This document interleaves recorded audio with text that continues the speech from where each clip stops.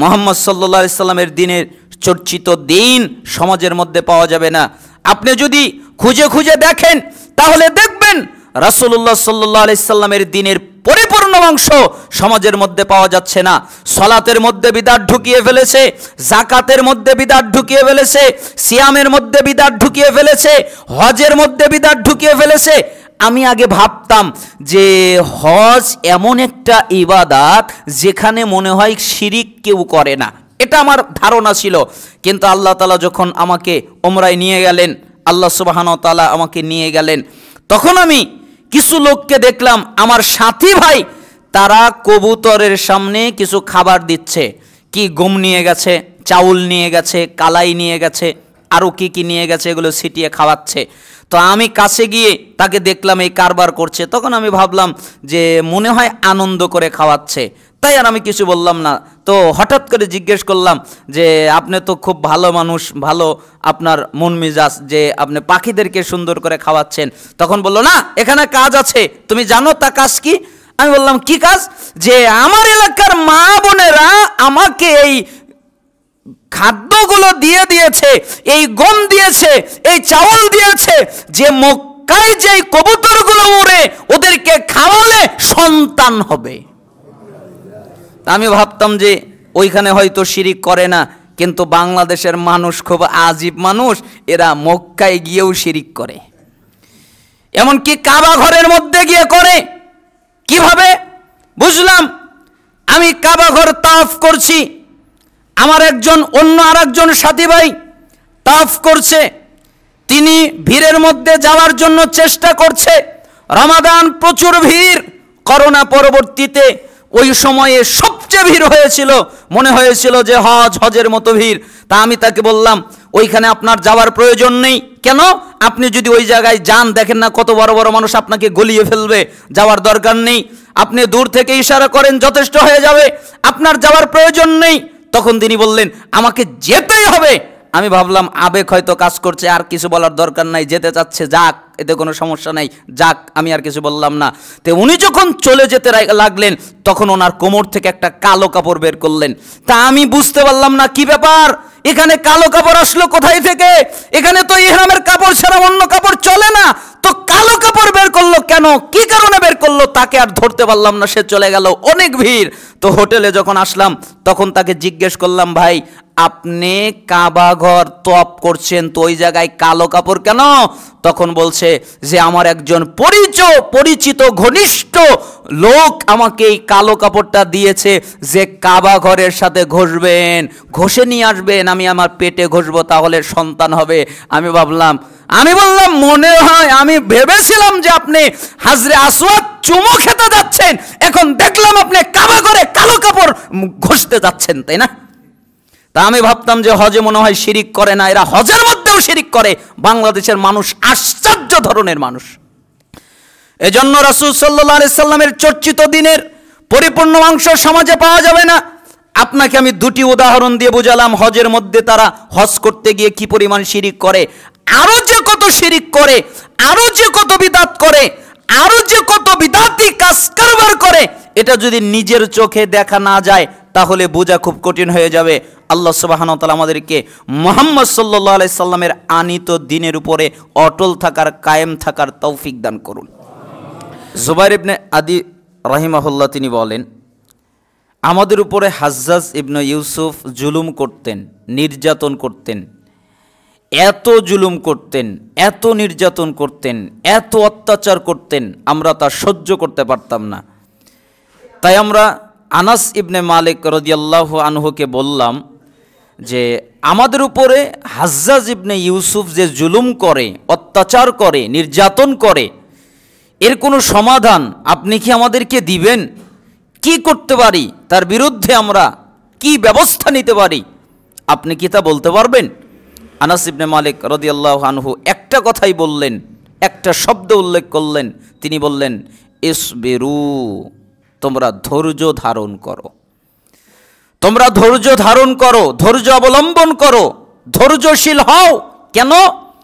প্রত্যেকটা পরবর্তী যুগ আগের যুগের চেয়ে খারাপ হবে। তোমরা এখন যে যুগে বসবাস করছো, এখন যে যুগে আসো, আগের যেই যুগ তার চেয়ে খারাপ হবে, 10 বছর পরে আরও খারাপ হবে, 20 বছর পরে আরও খারাপ হবে। দিন যত সামনের দিকে আগাবে তত সমাজ ব্যবস্থা খারাপ হতে থাকবে, তত দুর্নীতি বাড়তে থাকবে, তত আমানতের খেয়ানত হতে থাকবে, তত মিথ্যা বাড়তে থাকবে, তত জিনা বাড়তে থাকবে, তত সুদ ঘুষ বাড়তে থাকবে, তত নিষাদার দ্রব্য পান করতে থাকবে, যত পাপ আছে সবগুলো বাড়বে, পৃথিবীর মানুষগুলো খারাপ হতে থাকবে, তারা খারাপ হয়ে যাবে। অতএব তোমরা ধৈর্য ধারণ করো, এ কথা তোমাদের নবী বলেছেন ততদিন পর্যন্ত যতদিন তোমরা আল্লাহর সাথে সাক্ষাৎ না করো, মানে তোমাদের মৃত্যু না ঘটে। অত্র হাদিস দ্বারা বোঝা যায় দিন যত সামনের দিকে যাবে মানুষ তত খারাপের মধ্যে পড়ে যাবে। এই জন্য আনাস ইবনে মালিক রাদিয়াল্লাহু আনহু ধৈর্য ধারণ করার কথা বললেন। কিয়ামতের পূর্বের একটা জরুরি ফিতনা, নবী মুহাম্মদ সাল্লাল্লাহু আলাইহি ওয়াসাল্লামের রেখে যাওয়া ইসলাম পাওয়া যাবে না।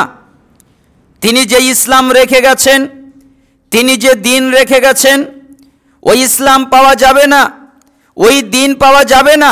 কেন? উম্মে দারদা রাদিয়াল্লাহু আনহু তিনি বলেন, দাখালা আলাইয়া আবু দারদাই ওয়া হুয়া মুগদবুন। একদিন আবু দারদা রাদিয়াল্লাহু আনহু ঘরের মধ্যে প্রবেশ করলেন রাগান্বিত অবস্থায়, খুব রাগ করে। এত রাগ কোনোদিন করেননি, এত রাগ আর কোনোদিন তাকে করতে দেখা যায়নি। তিনি রাগ করে খুব রাগান্বিত অবস্থায় ঘরের মধ্যে প্রবেশ করলেন। তাই আমি জিজ্ঞেস করলাম, মা আকদবা, কি ব্যাপার, আপনি রাগ করেছেন কেন?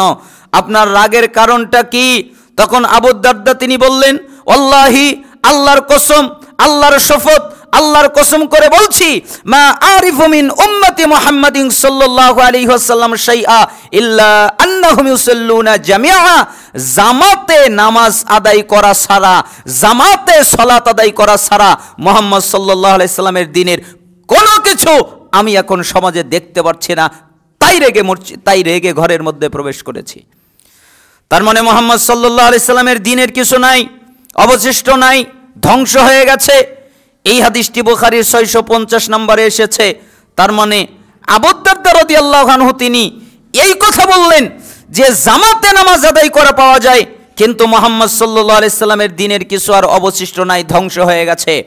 একই কথা বললেন তিরমিজির 2447 নম্বর হাদিসে আনাস ইবনে মালিক রাদিয়াল্লাহু আনহু তিনি বলেন, মা আরাফু শাইআ মিম্মা কুন্না আলাইহি আলা রাসূলিল্লাহ সাল্লাল্লাহু আলাইহি ওয়াসাল্লাম, যে নবী মুহাম্মদ সাল্লাল্লাহু আলাইহি সাল্লামের সময়ে চর্চিত দিনের কিছুই আমি এখন সমাজে দেখতে পাচ্ছি না।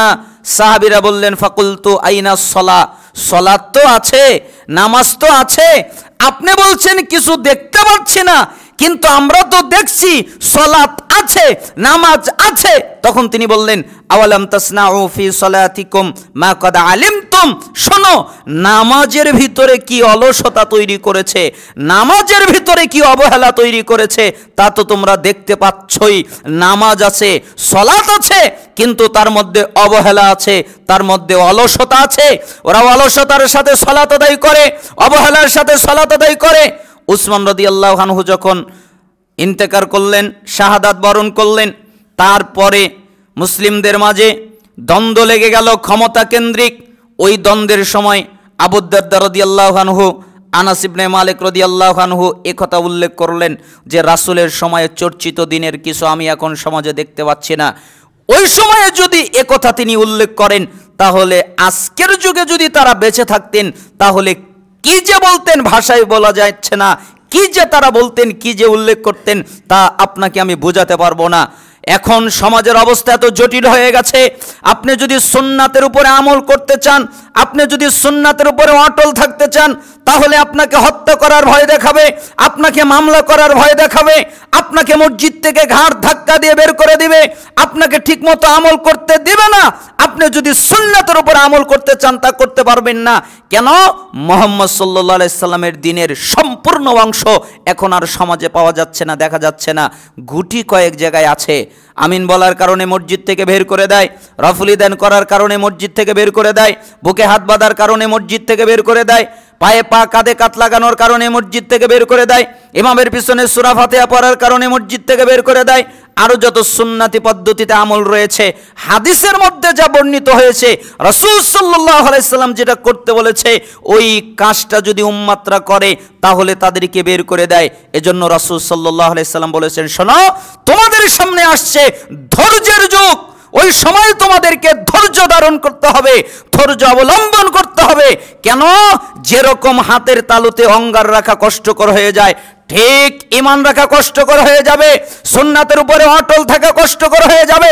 কিন্তু ওই সময়ে কেউ যদি আমার সুন্নাতের উপরে অটল থাকে, তাহলে তোমরা 50 জন সাহাবী শহীদ হয়ে জেনে কি পাবে? আমার একটা উম্মত আমার সুন্নাতের উপরে অটল থেকে তারা 50 জন শহীদের সব একাই পাবে। তার মানে বোঝা যাচ্ছে সুন্নাতের উপরে অটল থাকা কঠিন হয়ে যাবে। তাই তো আমি মাঝে মধ্যে বলি যে আমরা আহলুল হাদিস।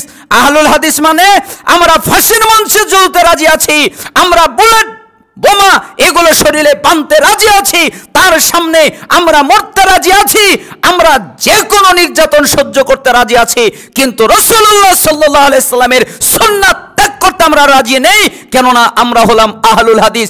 পৃথিবীর সমস্ত কিছুর চাইতে, সমস্ত নীতির চাইতে আমরা মুহাম্মদ সাল্লাল্লাহু আলাইহি সাল্লামের আদর্শকেই সবচেয়ে বেশি ভালোবাসি।